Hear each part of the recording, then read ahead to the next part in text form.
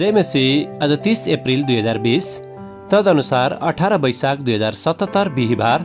आज हामी माथिल्लो कोठाबाट हेर्नेछौँ। आजको शीर्षक छ अनुग्रहमा वृद्ध हुनु। आज हामी परमेश्वरको वचन मिका 6को 6देखि 8सम्म पाठ गर्नेछौँ। के लिएर म परमप्रभुको सामु आऊँ र उच्च भएका परमेश्वरको सामु निहुँ? के 1 वर्षे बाछाहरू लिएर होमबलि चढाउनलाई म उहाँको सामु आऊँ? के परमप्रभु हजारौं भेडाहरू र तेलका 10,000 नदीसित प्रसन्न हुनुहुन्छ र? के म आफ्नो अपराधको लागि मेरो जेठो छोरोलाई र मेरो प्राणको पापको लागि मेरो शरीरको फललाई चढाउँ? ए मानिस, जे असल छ त्यो उहाँले तँलाई देखाउनु भएको छ र परमप्रभुले तँबाट के चाहनुहुन्छ? केवल यति, ठिकसित काम गर्नु र कृपालाई प्रेम गर्नु र तेरा परमेश्वरसित विनम्र भएर हिँड्नु। आमेन।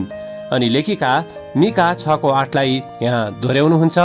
ए मानिस, जे असल छ त्यो उहाँले तँलाई देखाउनु भएको छ र परमप्रभुले तँबाट के चाहनुहुन्छ? केवल यति, ठिकसित काम गर्नु र कृपालाई प्रेम गर्नु र तेरा परमेश्वरसित विनम्र भएर हिँड्नु। आमेन।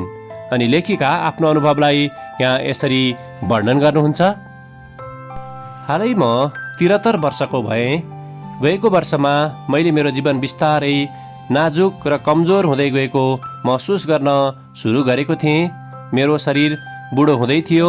मेरो बल, शक्ति र क्षमतामा बिस्तारै कमी आइरहेको थियो। आँखाहरू कमजोर हुँदै गएको कारण मैले रातमा कम देख्न थाल्दा गाडी चलाउन पनि छाडेकी थिएँ। कान कम सुन्दै गएकोले मैले सुन्न मद्दत गर्ने मेसिन लगाउनु पर्दथ्यो। साथै मेरा हाड जोड्नी दुख्ने समस्या पनि मलाई भइरहेको थियो। मैले आफ्नो जीवनको धेरै जसो समय अरूहरूको सेवा गर्नको निम्ति बिताएको थिएँ। त्यसैले ममा वृद्धि भएका यी कमजोरीपनहरूले मेरा ती विगतका कार्यहरूमा बाधा पुर्याएका थिए, जसले गर्दा म निकै दुखित पनि थिएँ।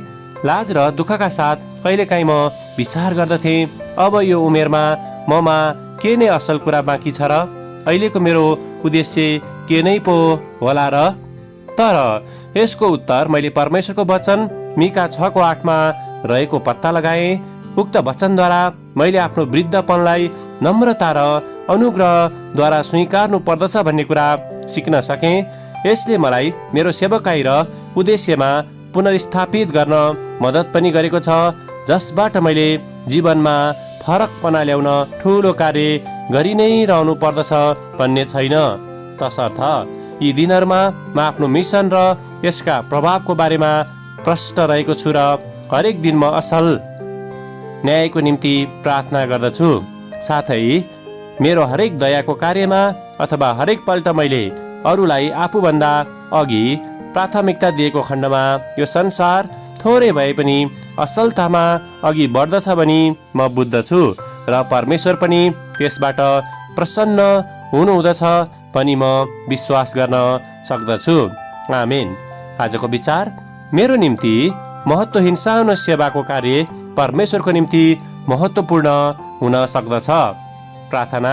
सृष्टिकर्ता परमेश्वर, जब हामी आफ्ना उद्देश्यहरूमाथि शङ्का गर्दछौँ तब हाम्रा दर्शनहरूलाई पुनर्जागृत गर्नुहोस्। हामीलाई इमान्दार र नम्र सेवकहरू हुनको निम्ति सहायता गर्नुहोस्, जसबाट हामीले यो संसारलाई एउटा असल ठाउँ बनाउन सकौँ। येशूको नाममा आमेन। आजको लेखिका भर्जिनिया जेलिनेक, अमेरिका। आजको प्रार्थनाको विषय वृद्ध मानिसहरूको निम्ति।